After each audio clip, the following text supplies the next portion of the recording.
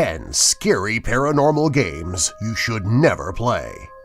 Maybe you're looking for a scary game to play for Halloween, or maybe you're just in the mood for some nice, frightening fun. These games, though, might truly go beyond just having fun and into the paranormal territory. These 10 games will have you screaming and checking under your bed before you go to sleep. They will keep you awake at night, wondering if the game really ended. Number 10. Bloody Mary. In order to play Bloody Mary, you need a mirror, candles, and a lightless room. This game is typically played in bathrooms because they are dark and have a mirror, though it can also be played in closets or any room with a mirror and candles. There should be no more than 2 players. The rules of Bloody Mary are simple. Stare at the mirror with the candles lit, looking into your own eyes, continuing to chant Bloody Mary into the mirror for as long as it takes in order to summon her. With time, she may present herself beside you or behind you. You can leave the room at any time, but will Bloody Mary leave with you? Number 9. Sugiura, the Fortune Game. Sugiura is a fortune-telling game that originates in Japan. In order to play this divination game, you need a comb, something to casually cover your face with, and an intersection between 2 roads. You play the game by taking your comb and face covering to the intersection, brushing your finger along the teeth of the comb 3 times, chanting, "Sugiura, Sugiura, grant me a true response." Wait for a stranger to pass at the intersection and cover your face. Ask the first passing stranger to give you your fortune. If they do not respond, continue to wait for the next stranger. Be careful who approaches you, though. It may indeed be a restless spirit. Number 8. 3 Kings. 3 Kings is a game meant to access a different dimension. In order to play, you need 3 chairs, 2 mirrors, candles, and a dark room with no visible light. Position the chairs in a triangle with the mirrors sitting on 2 of the chairs, such that from your chair you can barely see your own reflections out of the corner of your eyes. At 3:33 a.m., light the candle and sit in the empty chair. Do not look directly at the other 2 mirrors or the candle. If you have set the game up properly, you will be able to have a conversation with yourself in other dimensions. Number 7. Charlie Charlie.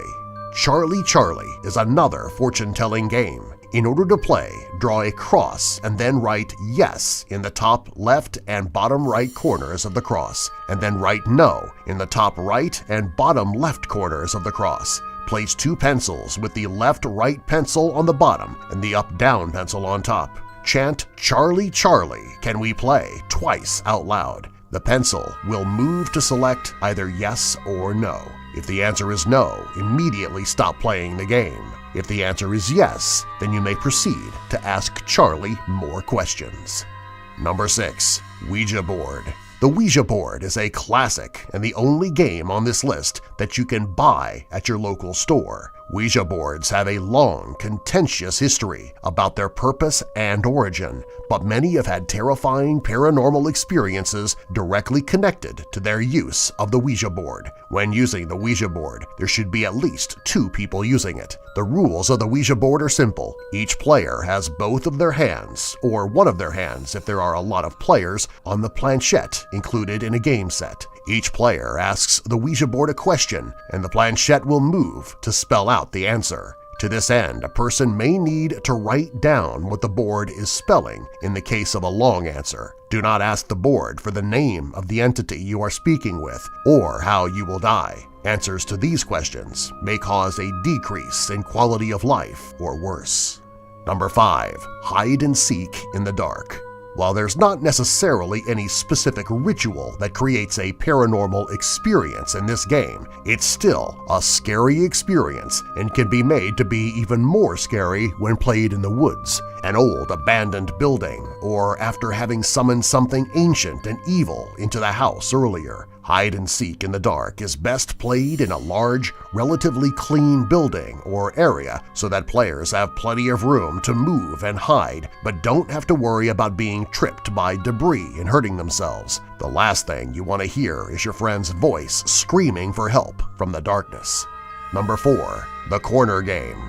The corner game must be played by 4 people in an empty building with no lights, pets, or people besides the players present in the building, and the game itself should be played in a clean, empty room within that building. To play, the 4 players enter the room, each speaking their own name aloud 3 times. One of the players is designated the speaker, and they are the only ones allowed to speak from then on. Each of the players pick one of the corners of the room, staring at the wall with their backs to the center of the room. The speaker will count to 3, and after each countdown, the players must move clockwise to the next corner of the room, keep their backs to the center of the room while facing the wall. If one of the players disappears, the speaker will tell the other players to enact the emergency procedure. Each player must speak their name backwards 3 times, and the player closest to the light switch turns on the lights of the room. The disappearing player should return and beware of spirits returning as well.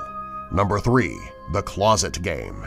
The closet game can be played by yourself, but it's best played with friends in case the worst possible thing happens. To play the closet game, you need a closet, though any small, dark room or container may work, and matches. If playing with multiple people, each person takes turns entering the closet. The person in the closet holds a single unlit match and says, "Show me the light," or "Leave me in darkness." The person must then immediately light the candle. If they're unable to light the candle, their friends can open the closet door with the light on to save them, or they may be dragged to hell. Number 2. The elevator game. To play this game, you need to find a public building that is at least 10 floors tall with an elevator. The elevator game should be played with at least 2 people, but can be played with more. Enter the elevator on the 1st floor, but do not play the game if another person outside of your group enters with you, and immediately end the game if at any point another person enters with you until the right time. Press the 4th floor button. When the elevator reaches the 4th floor, choose the 2nd floor. When you reach the 2nd floor, press the button for the 6th floor. When you reach the 6th, return to the 2nd floor. Press the button for the 10th floor, and then press the button for the 5th floor. If a woman enters the elevator on the 5th floor, do not look at her. Press the button for the 1st floor. The elevator will either ascend or descend. If the elevator returns to the 1st floor, leave and do not look back. If the elevator goes to the 10th floor, you may exit the elevator, but do not look at or respond to the woman if she asks you where you are going. If you are alone, you are in the other world. To return to your world, enter the elevator and repeat the same sequence of floors: 4, 2, 6, 2, 10, 5. Do not leave the elevator until you are certain you are home or else.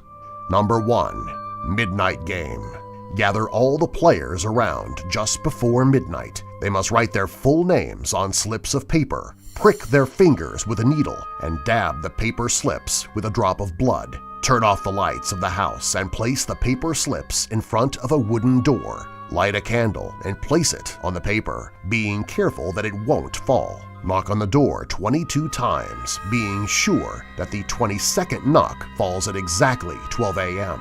Open the door, blow out the candle, and close the door. The players should move around the room holding their own candles. If a player's candle goes out, they must relight it in 10 seconds or surround themselves with a circle of salt. The game proceeds this way until it ends at 3:33 a.m. Not following these specific rules may lead to a spirit haunting the location and any players with unlit candles.